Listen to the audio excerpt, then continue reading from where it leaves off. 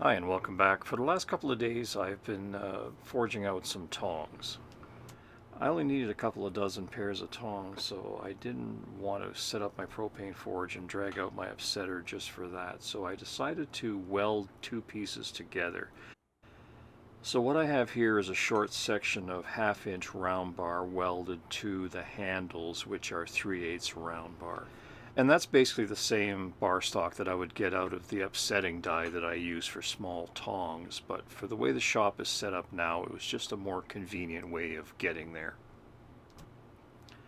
On the left here you can see that I've already forged out that transition. I always do this when I weld tongs together this way because if you ground away too much material or left the weld a little thin, forging it out is always going to reveal a crack or any weakness in that weld. But if you can forge the joint out and it's still solid, then you know you have good welds and you can spend the time on finishing the tongs. These are going along with the forges and the anvils that I recently built for our local makerspace so they can offer basic blacksmithing classes. I only need to make one size of bolt tongs for these classes because all we're using is 3/8 square bar and 3/8 round bar. So by making V-bit tongs, I can hold square bar securely without it twisting around, and the V-bits will hold a round bar very nicely as well.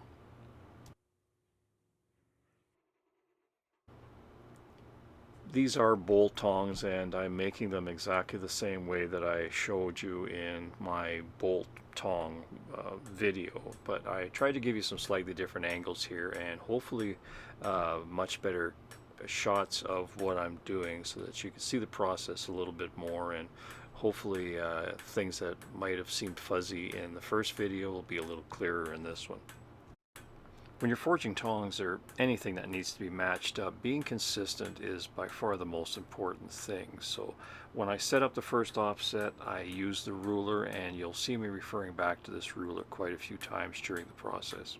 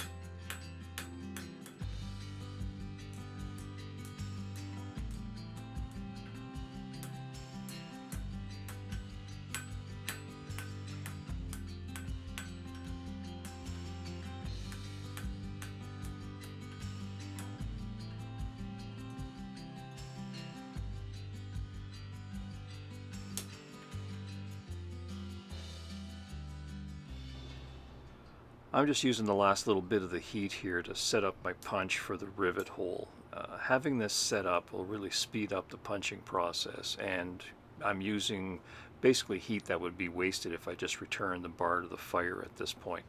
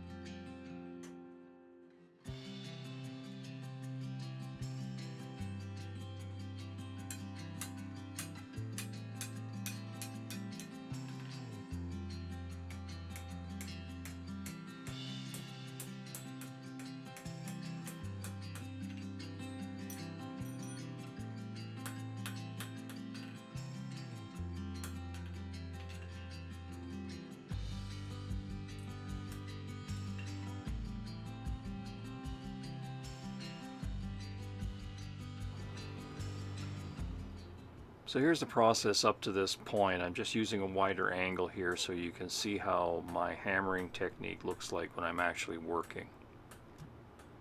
The important things to notice here is, first of all, my back is always straight. If I need to change the way I'm hammering or position myself differently, I'll do that by adjusting my legs.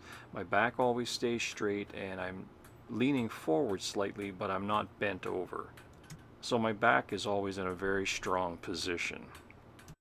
Secondly, and most importantly, my legs are the driving force behind the hammering. I'm lifting my upper body with my legs, and that's getting the hammer moving. And then once the hammer is moving, at that point, I'll lift it the rest of the way. So my arms are really doing very little. Here I'm only using a 2.5 pound hammer, but once I get my upper body moving, that 2.5 pound hammer turns into a 1 pound hammer because that mass is moving upwards. And all I have to do is complete that cycle with my arm. This may look a little weird at first, but trust me, if you're using a 3 or 4 pound hammer and you want to be hammering all day, every day, you need to learn how to do this. Nobody can work with a heavy hammer like that by just lifting it with their arm. You know, I don't care who you are. If you're not shifting most of that workload to your legs, you're going to lose that arm by the time you're in your 40s.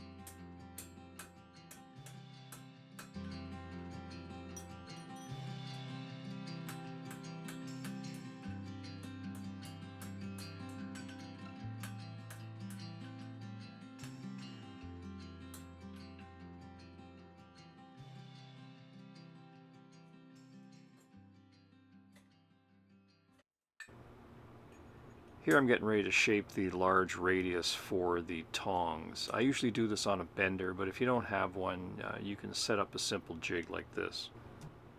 I'm using an insert in my hardy hole because I made this jig for an anvil that has a smaller hardy hole, so I need the insert to make up the difference.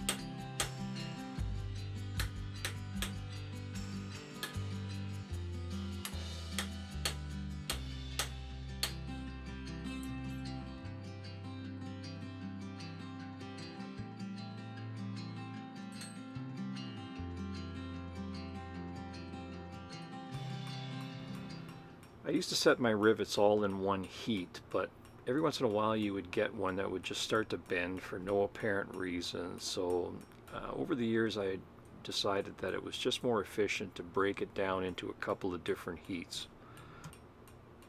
So here what I've done is I've laid the tongs horizontally in the fire, so only one side of the rivet is being heated, and I'm just heading that one side. I'm using my tongs basically as a header, and I'm just setting that one side of the rivet. Now I'm going to take it back to the fire, heat the other side, and repeat the same process.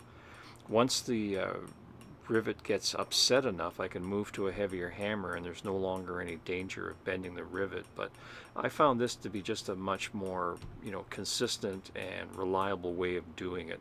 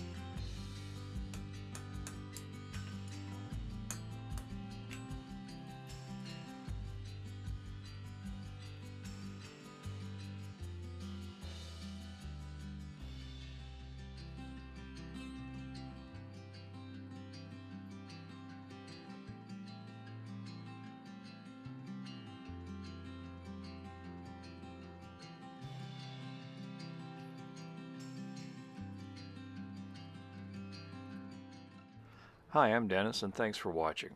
If you have any questions, you can contact me directly by emailing the address I have displayed here. If you like the channel and the work that I'm doing, please consider becoming a patron. Every dollar really does help a lot. Thank you.